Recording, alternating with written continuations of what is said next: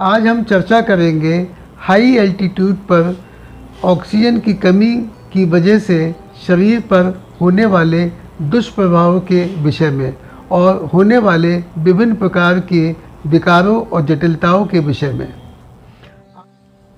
आजकल पिछले 10-15 वर्षों में हाई एल्टीट्यूड पर विभिन्न वजहों से लोगों का आना जाना बहुत बढ़ गया है।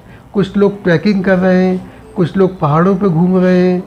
हाई एल्टीट्यूड पर अगर एक्लिमेटाइजेशन ना हो तो उसकी वजह से कुछ जटिलताएं हो सकती हैं। हाई एल्टीट्यूड पे आमतौर पर ब्लड में ऑक्सीजन की कमी हो जाती है और ऑक्सीजन सैचुरेशन लेवल कम हो जाता है। समुद्र तल से 3000 मीटर तक तो कोई विशेष प्रभाव नहीं होता, सामान्य आदमियों में उसको कोप कर जाते हैं, लेकिन कुछ लोग जो पहले से डिजीज़्ड हैं उनको 3000 मीटर पे भी कुछ जटिलताएं हो सकती हैं। जब ये हाइट 5000 बढ़ जाए तो ये जटिलताएं होने की संभावनाएं और बढ़ जाती हैं और 6000 मीटर से ऊपर होने की संभावनाएं और भी ज़्यादा बढ़ जाती हैं।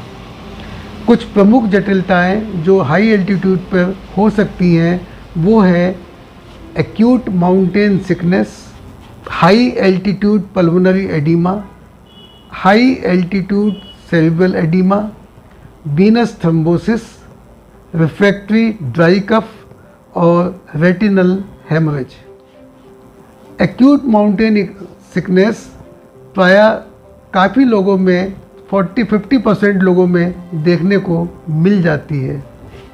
इसके प्रमुख लक्षण हैं सिर में दर्द, नींद का कम आना, जी मिचलाना, उल्टी, बहुत ज़्यादा थकावट, फैटीग और किसी किसी को चलने में लड़खड़ाहट।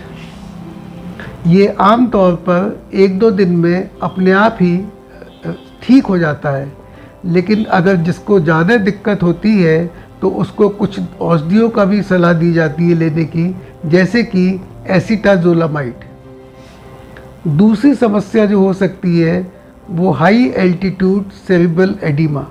इसमें दिमाग में सूजन आ जाती है, दिमाग में एडिमा हो जाता है और उसकी वजह से न्यूरोलॉजिकल सिम्टम्स आने लगते हैं, जैसे कि एटेक्सिया, ऑल्टर्ड सेंसोरियम और अंत में लॉस ऑफ कॉन्शसनेस।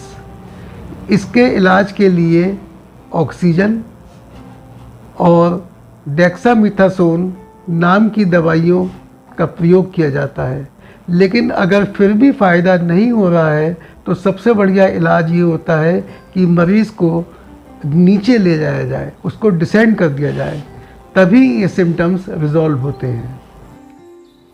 तीसरा जो जटिलता हो सकती है उसको हम हाई एल्टीट्यूड पल्मोनरी एडिमा कहते हैं।